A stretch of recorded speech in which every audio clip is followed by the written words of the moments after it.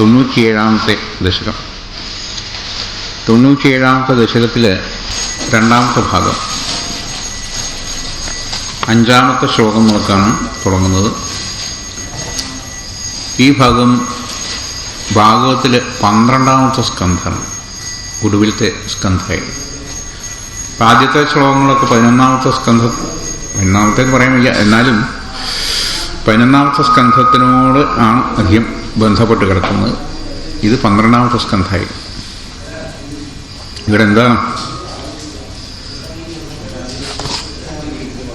ഭക്തിക്ക് വേണ്ടി, ഭക്തി സിദ്ധിക്കാൻ വേണ്ടി, ഉത്തമഭക്തിക്ക് വേണ്ടി പ്രാർത്ഥിക്കുന്നതാണ്. ആ ഉത്തമഭക്തിയുടെ ഉദാഹരണമായിട്ട്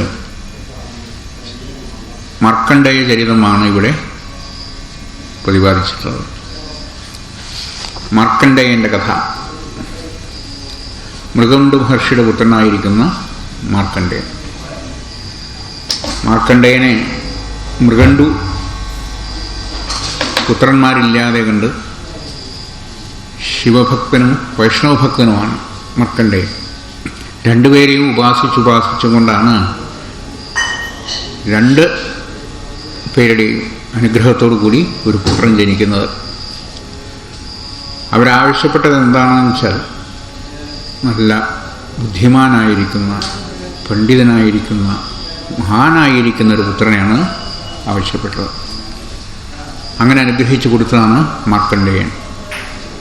പക്ഷെ എന്താണ് മാർക്കണ്ഡേയന് ഒരു പോരായ്മ എന്ന് വെച്ചാൽ ആയുസ്സാണ്. എത്ര വയസ്സ് വരെ? 12 വയസ്സ് വരെ ആയുസ്സാണ്. അറിഞ്ഞ് ആരിൽ നിന്ന്? ജ്യോതിഷ പണ്ഡിതന്മാരിൽ നിന്ന് മാർക്കണ്ഡേയന് ആയുസ് കുറവാണെന്ന് അറിഞ്ഞപ്പോൾ മാർക്കണ്ഡേയൻ തന്നെ അറിഞ്ഞുകൊണ്ട് ഭഗവാനെ കുറിച്ച് തപസ് ചെയ്യാം.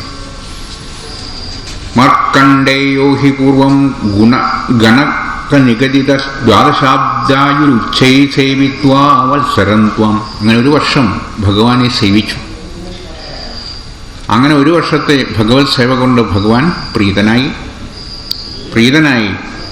ഭഗവാന്റെ പാർഷദന്മാർ തന്നെ യമകിങ്കരന്മാരെ ഓടിച്ച് മാർക്കണ്ഡേയനെ രക്ഷിച്ചു എന്നാണ്.